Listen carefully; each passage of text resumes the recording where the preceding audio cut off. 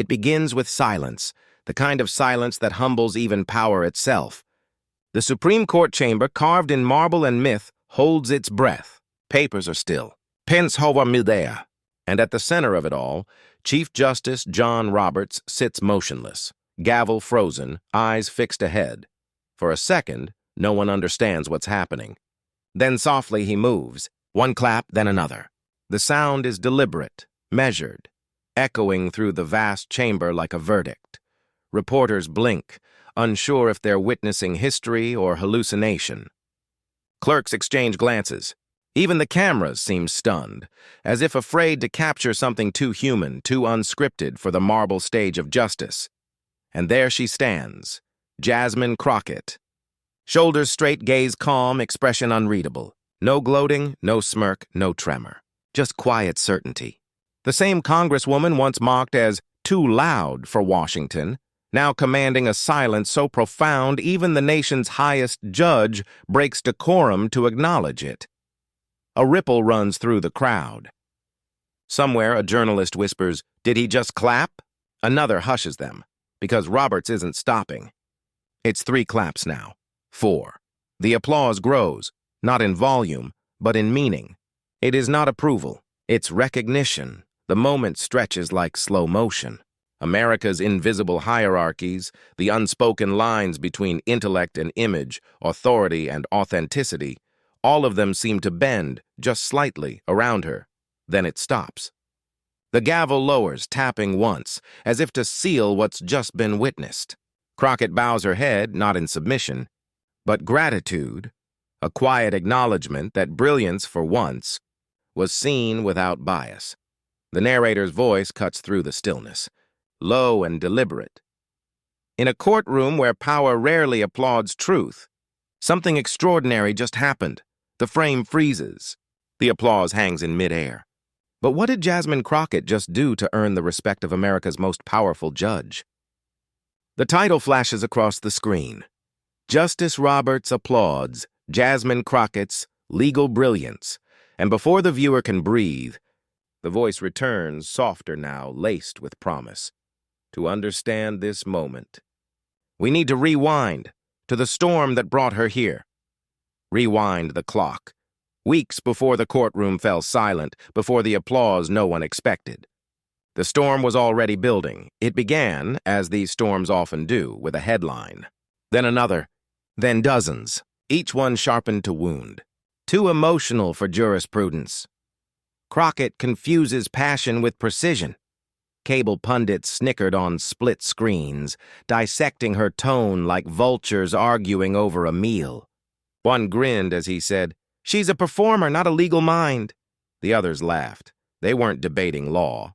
They were debating legitimacy, the right of a black woman from Texas to be taken seriously in a courtroom where power had long worn the same face. Clips flashed across social feeds. Hashtags like Courtroom Crockett trended, not in admiration but mockery. Late-night comedians reduced her years of legal training to punchlines. And while the cameras fixated on her attitude, few noticed the quiet fire behind her eyes, because Jasmine Crockett was listening. Every insult, every whisper of doubt, she filed it away, like evidence in a case not yet argued.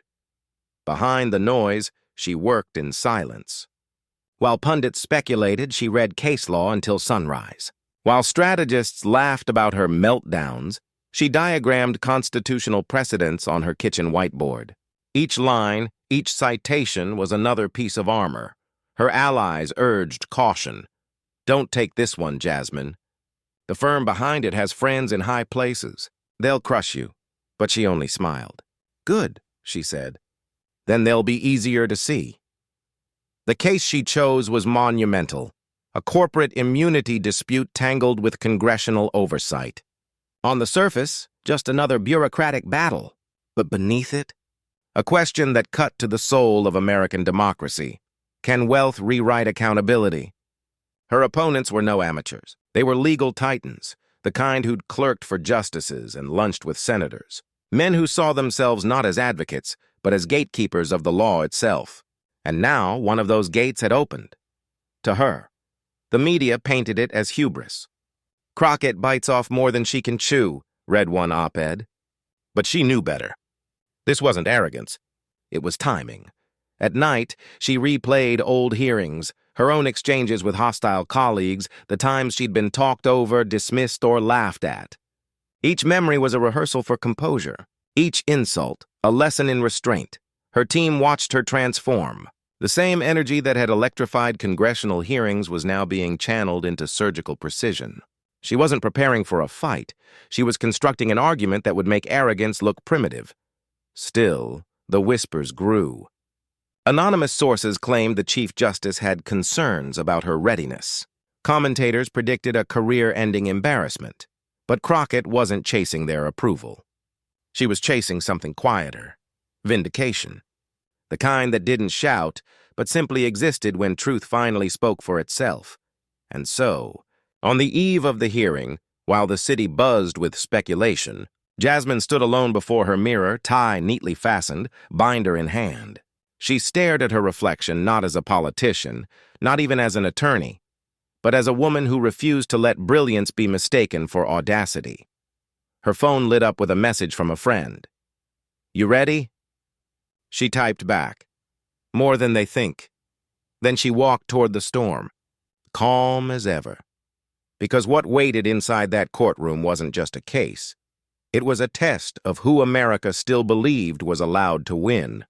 And as the doors closed behind her, the narration tightens to a breath.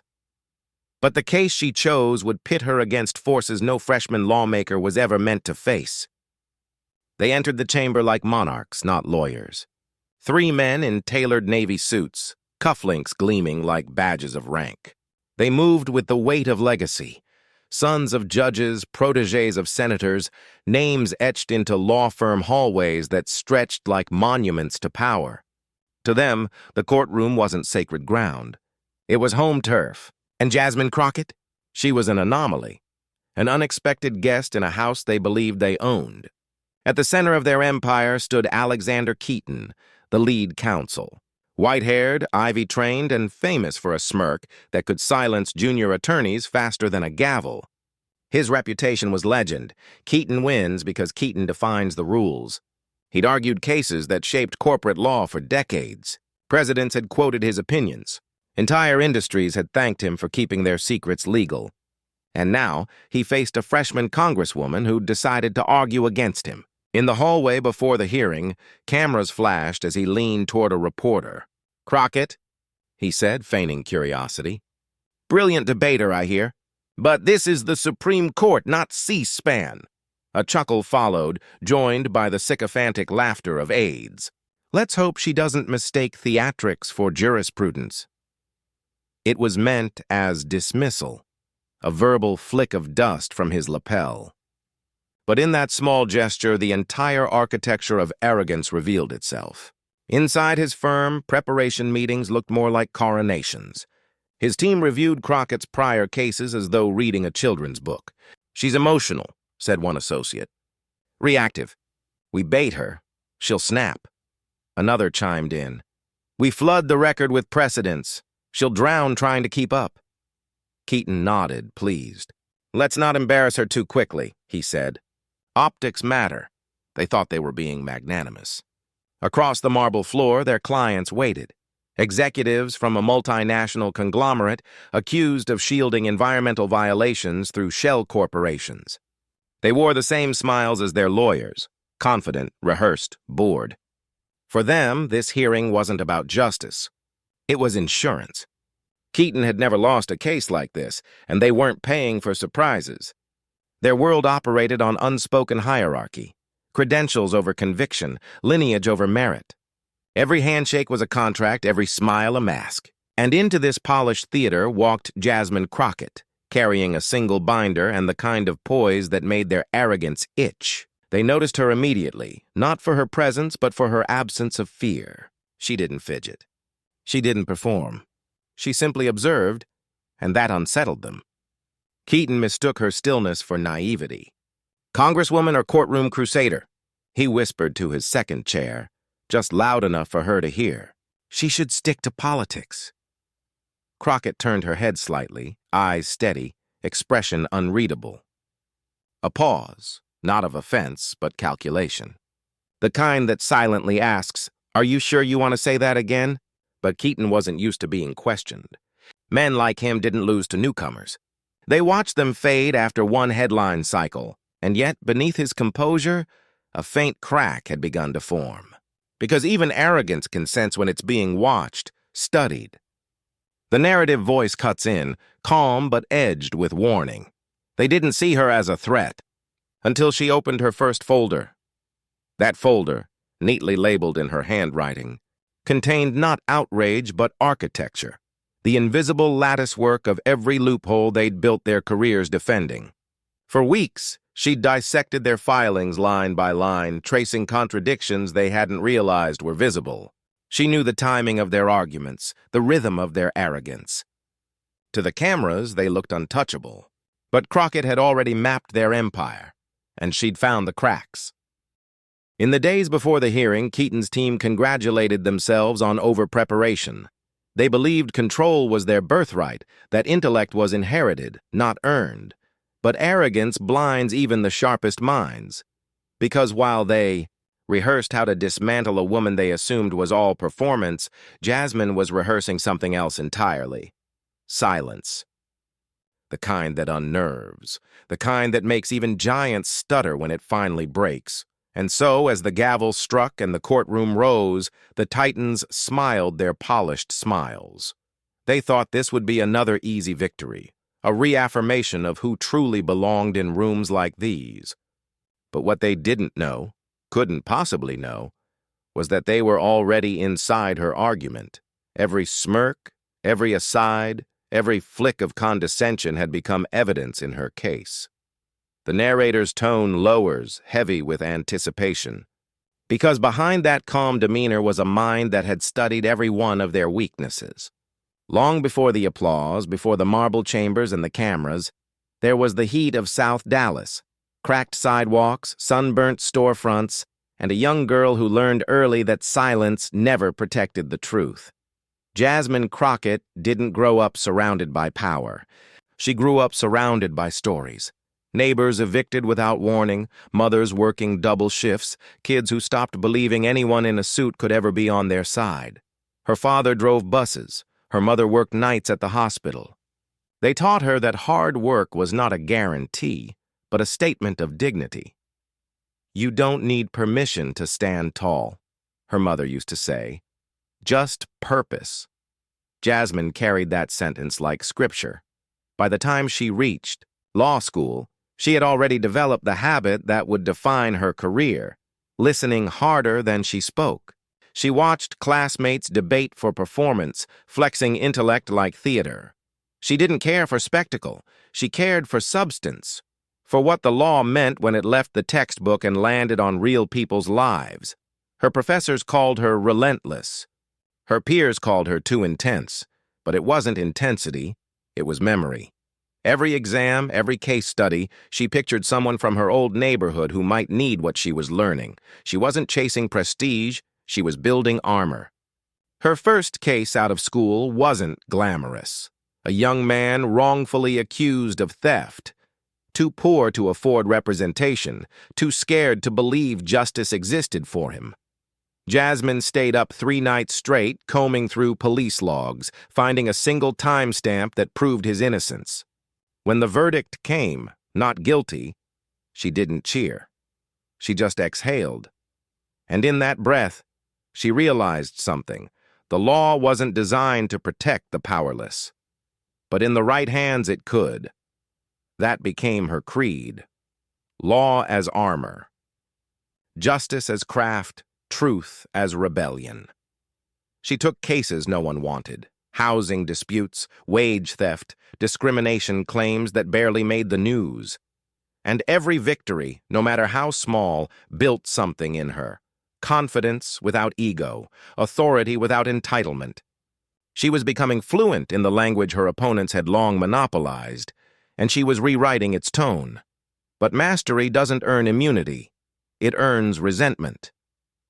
In the years that followed, Crockett entered politics not for ambition, but necessity. She saw laws passed by people who'd never met the victims of their policies, and she refused to sit in silence while those same people lectured her about decorum. Her voice, fierce, unpolished, unapologetically human, became a lightning rod. The establishment rolled its eyes. The public leaned in. When her speeches went viral, pundits called her dramatic. But what they missed was that every line, every pause, every flicker of emotion was grounded in discipline. She didn't speak to perform. She spoke to translate pain into power. And now, as she prepared to stand before the Supreme Court, those old lessons came back like ghosts, not to haunt, but to steady her. She could still smell the old courthouse where her career began. She could still hear the creak of cheap chairs, the exhaustion of clients who'd nearly given up. Those memories became her compass. Meanwhile, the men across the aisle sharpened their credentials like swords. Ivy League diplomas, polished diction, ancestral connections. Their confidence was factory-made, their conviction conditional. They argued for paychecks. She argued for purpose. Late at night, Crockett worked under the glow of a desk lamp, her notes spread like a mosaic across the table. She moved between legal texts and news clippings, connecting dots no one else bothered to see. Her aides would beg her to rest. She'd smile softly. "They've had generations to prepare for this. I just need one night." She thought of her father's rough hands gripping the steering wheel, her mother's tired eyes during double shifts. The world had always underestimated people like them, and people like her, but maybe that underestimation was her greatest weapon. As dawn crept through the blinds, she reread her argument, precise, devastating, anchored in fact, but pulsing with soul. Every line was crafted not to impress, but to reveal. She wasn't walking into that chamber to prove she belonged. She was walking in to remind them that the law belongs to everyone. Morning arrived. The suit was pressed, the binder ready. Outside, cameras gathered like vultures circling a myth they didn't believe. She paused on the courthouse steps, looking up at the massive columns that seemed to touch the clouds. For a moment, she felt the weight of history, not as burden, but invitation. She inhaled deeply, straightened her jacket, and whispered beneath her breath, "For everyone who was told they weren't enough." The doors loomed ahead, carved with symbols of justice that had too often excluded faces like hers. But Jasmine Crockett wasn't there to be included. She was there to redefine what justice looked like when it finally listened. And as she reached for the handle, the music in the story swells, steady, resolute, unstoppable. The camera holds on her hand, trembling only with purpose.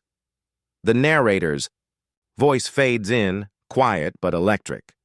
The nation didn't know it yet, but those doors were about to open on a reckoning. The chamber felt colder than it looked. Marble has a way of stealing warmth, and that day it seemed determined to remind Jasmine Crockett where she was. The Supreme Court, the final arena. Every inch of it whispered hierarchy. Across from her, Alexander Keaton and his team spread out their folders like generals unveiling a war map. Their confidence filled the room before their words did. When the Chief Justice nodded to begin, Keaton's voice rang out smooth and unhurried, the sound of a man who had never been interrupted in his life. He started not with facts, but with pedigree. Citing centuries of precedent, quoting Latin with surgical precision, building towers of jargon so dense they seemed designed to suffocate logic itself. He wasn't arguing, he was performing, for the cameras, for the court, for the myth of untouchable expertise. His associates followed in perfect rhythm, each one armed with binders of case law so thick they looked biblical. Their goal was clear: overwhelm. Make the law sound too complicated for ordinary understanding. Turn clarity into chaos and call it intellect. The reporters scribbled. The audience nodded. The spectacle was working. Crockett watched in silence, her pen tracing invisible lines across her notepad. No fidgeting, no whispers to her aides, just deliberate motion, the kind of calm that can only come from knowing you've seen storms worse than this. Still, the pundits outside didn't see calm. They saw danger. On live streams and social feeds, the chatter began. She's not objecting? Maybe she's out of her depth. Keaton's dismantling her already. Hashtags flickered. Outclassed. Our courtroom collapse. Every camera caught the same image. Crockett's expression, still and unreadable, framed by a bench of men who looked born to belong there. But inside her, the noise was different. It wasn't fear. It was calculation. Every citation Keaton uttered, every footnote he paraded, was being silently catalogued, dissected not for what it claimed, but for what it avoided. She wasn't reacting because she didn't need to.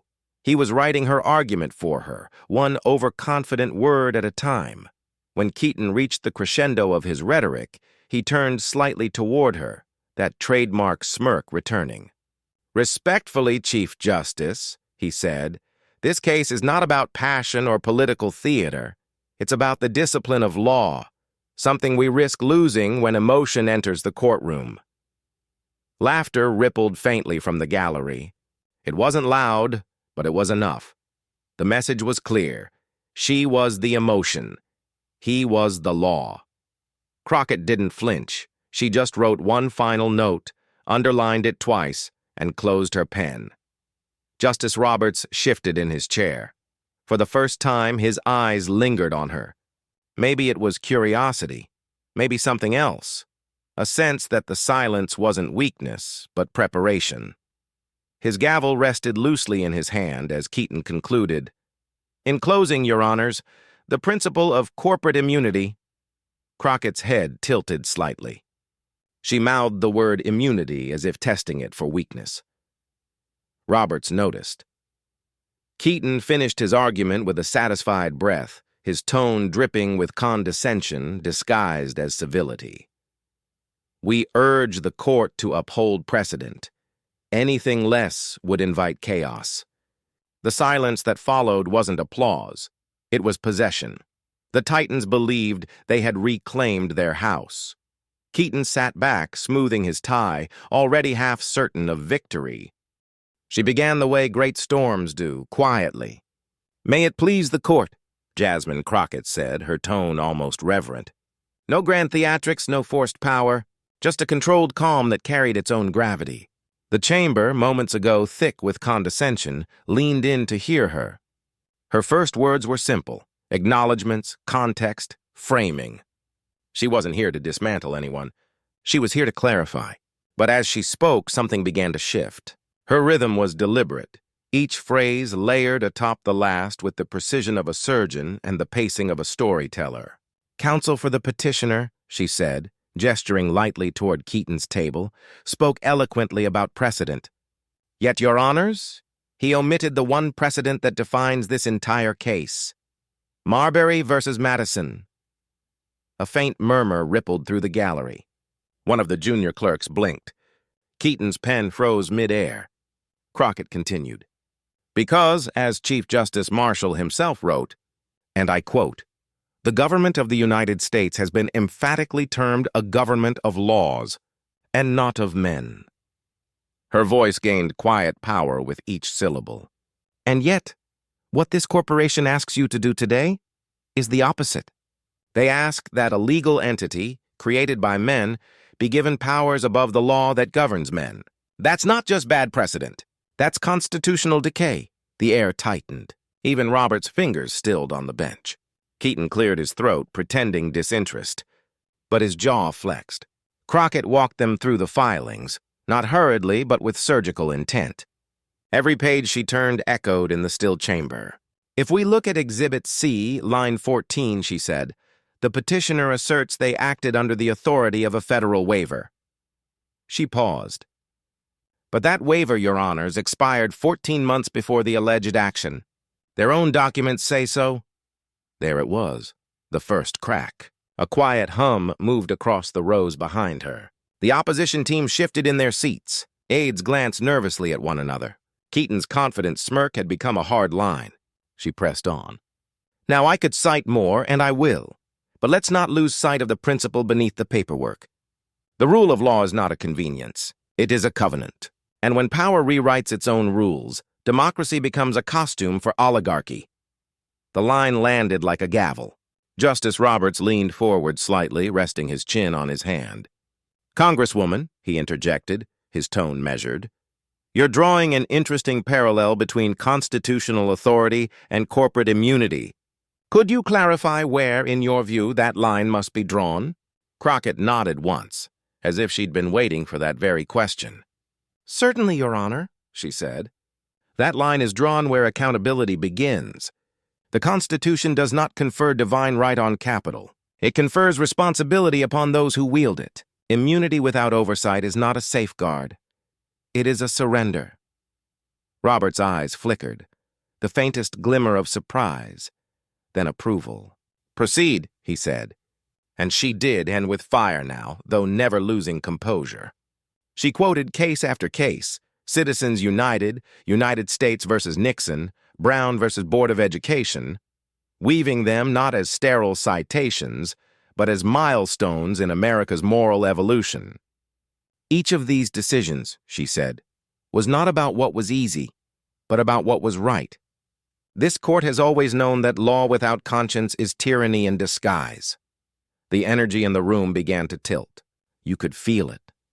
A collective exhale of disbelief that the same woman pundits mocked as too emotional had just rewritten the emotional temperature of the nation's highest court. She took a step closer to the bench. "My opponent said I'm bringing politics into the courtroom," she said, her tone soft but cutting. "But what they call politics, I call people. And the law, if it is to mean anything at all, must serve the people, not shield the powerful." Keaton shifted again, whispering frantically to his co-counsel. One of them fumbled through a binder, the sound of paper rustling against panic. Crockett lifted another document. "And here's where their argument collapses," she said, turning to the justices. On page 22 of their supplemental brief, they cite Doe versus Federal Commission, arguing that corporate actions under regulatory approval are exempt from direct liability. But what they failed to mention is that in Doe 2, the court reversed that very finding. A sharp intake of breath. The reporter's pens halted mid-stroke. Even the bailiff shifted his stance, unsure if what he was witnessing was still protocol. She set the paper down gently, like a teacher returning a corrected exam. "Respectfully, Your Honors, they built their defense on a decision that no longer exists." The silence was absolute. Justice Sotomayor leaned forward slightly, a smile ghosting her lips. Across the bench, Justice Roberts's gaze lingered on Crockett with something beyond curiosity now, a recognition of mastery. She closed her folder. "The question before this court," she said, "isn't whether corporations can act with power. They always have. The question is whether this court still believes the people, the citizens whose labor and taxes sustain this republic, are entitled to justice when that power is abused." Her voice dropped to almost a whisper. "If the answer is yes, then the law must speak louder than privilege." No one breathed. And then came her final sentence, slow, deliberate, every syllable forged in conviction. "The law, Your Honors, is not an instrument of the powerful. It is the last defense of the powerless, and I, for one, refuse to surrender it." She stepped back. The moment stretched, 5 seconds, maybe 10. The kind of silence that feels alive, as if the marble itself were holding its breath. Then softly at first, a single sound broke through. Clap. It was the Chief Justice. Once, twice, 3 times. Every other sound vanished beneath it. Keaton turned in disbelief. The aides froze. Even the clerks, unsure whether to look horrified or awed, stared at Robert's moving hands. The applause grew louder, not from the gallery, not from the cameras, just from him. Slow, deliberate, respectful.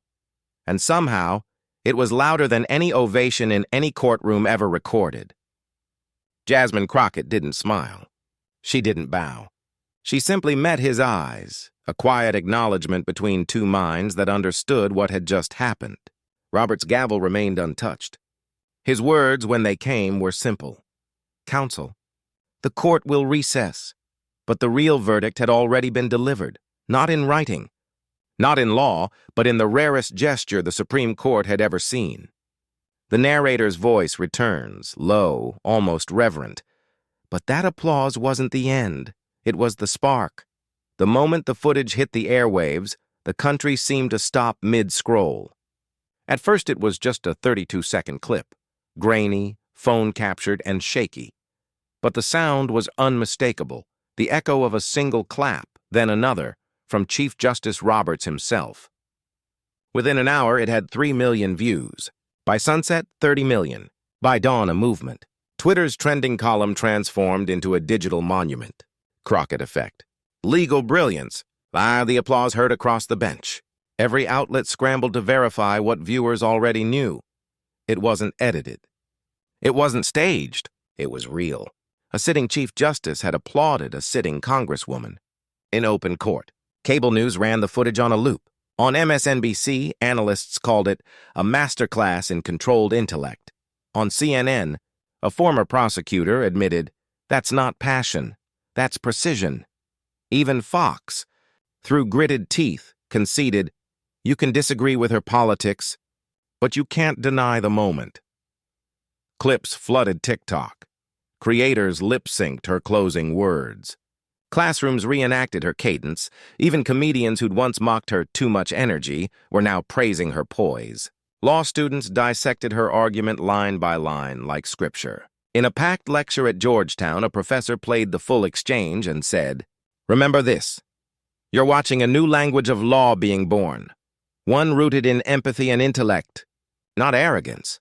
Her words became quotes on posters, captions, and murals. The law is not the weapon of the powerful. It is the shield of the citizen.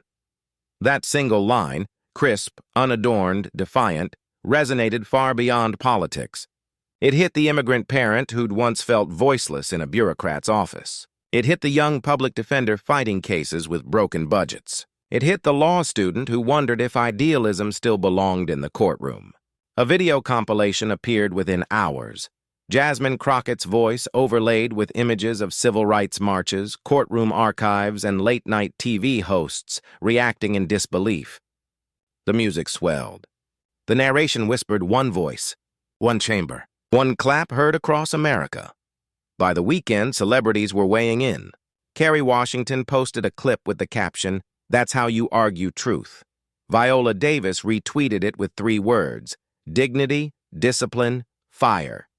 Even LeBron James wrote, "We need more Crockett's in power." And then came the political reaction. The opposition tried to pivot, claiming the applause moment was being exaggerated, that Roberts was simply acknowledging decorum. But it was too late. The image had burned itself into the nation's collective mind, a powerful man breaking centuries of stoicism to honor brilliance he could not ignore. The next morning, the Washington Post headline read, "When the law stood still and listened." In a city built on ego and noise, Jasmine Crockett's silence spoke the loudest. No gloating. No press blitz. No, I told you so. Just grace. The kind that lingers longer than applause.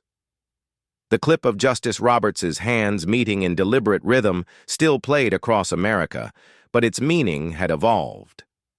What began as shock had transformed into something quieter, more profound, a kind of national exhale. People weren't just watching a courtroom triumph. They were witnessing proof that truth, when spoken with clarity and courage, can still pierce through marble walls and centuries of hierarchy. The narrator's voice enters softly, reflective. In an era where shouting often drowns thinking, Jasmine Crockett reminded America that composure is not weakness, it's power refined. Her victory wasn't just legal, it was moral, spiritual, civic. It reminded citizens who'd grown weary of corruption and performative outrage that preparation, intellect, and integrity could still move the immovable. Reporters tried to frame it as an upset, the underdog outmaneuvering the establishment. But those who understood saw something deeper. This wasn't rebellion. It was restoration of the idea that respect isn't inherited, it's earned. and perhaps that was why the moment hit so hard. The applause from Roberts wasn't political. It wasn't partisan. It was primal, the human instinct to recognize mastery, even when it comes from someone the system never expected to see standing there. Clips of the gavel lowering, of her quiet nod, of Roberts' faint smile became the new shorthand for hope. Law professors called it a flashpoint of faith. Pastors called it a sermon without a pulpit. Activists called it a reset. But for Crockett, it was something simpler. In her first and only post-hearing interview, she sat before a single microphone, no entourage, no lights, just her, and said softly, "I didn't want applause. I wanted accuracy. I wanted the truth to speak for itself. Respect isn't demanded. It's earned, one argument at a time." That line echoed through every platform, every living room, every lecture hall, because it wasn't just about her. It was about the teachers fighting to be heard. The aides, the nurses, the first-generation students, the ones who knew what it felt like to be underestimated. The narrator continues. Tone deepening. That day, a congresswoman from Texas didn't just win a case. She reminded America that leadership doesn't roar. It resonates. Crockett walked out of the Supreme Court the same way she'd walked in, steady, calm, eyes forward. The cameras flashed, the questions flew, but she didn't break stride, because she knew that her message had already landed, not in headlines, but in hearts. Justice Roberts' applause became more than an act of respect. It became a metaphor, proof that even the most powerful institutions, when confronted with undeniable truth, can still remember what justice sounds like. And maybe that's the real miracle, not the sound of hands clapping, but the sound of minds changing. The music swells, slow strings, soft brass, as the narration closes with a tone that feels both reverent and renewed. For a fleeting moment in that marble chamber, power bowed to principle. And as America replays that moment, it's reminded what leadership truly looks like. The image returns, the same freeze frame that opened the story. Justice Roberts mid-applause. Jasmine Crockett standing tall beneath the dome of the Supreme Court. The echo of that moment feels timeless now, suspended between history and hope. The narrator's voice enters, calm yet resonant. In an age where shouting too often replaces thinking, she proved that clarity still conquers chaos. The scene slows, and each clap from Roberts replayed like a heartbeat. The marble walls gleam under soft light. The camera lingers on Crockett's expression, composed, centered, unshaken. What we witnessed wasn't just a courtroom moment, the voice continues. It was a reminder that respect isn't granted by title or tradition or power. It's earned by truth, by preparation, by the courage to stay calm when the world tries to rattle you. Clips of the aftermath flicker, hashtags trending, students quoting her words, families watching the replay together. The tone turns gently aspirational. This is what leadership looks like. Not loud, not vengeful, but luminous. The kind that reminds us who we can still be when we lead with reason, dignity, and heart. The music swells as the narrator offers the final invitation. If this story moved you, share it. Tell someone that brilliance still matters, that decency still wins, and that respect, real respect, begins with listening. The screen fades to black. The sound of a single gavel strike echoes, firm, resonant, final. Not a judgment, the narrator whispers. An acknowledgement. Title card fades in. Justice Roberts applauds Jasmine Crockett's legal brilliance. Beneath it, the quiet tagline, because truth, spoken clearly, still commands the room.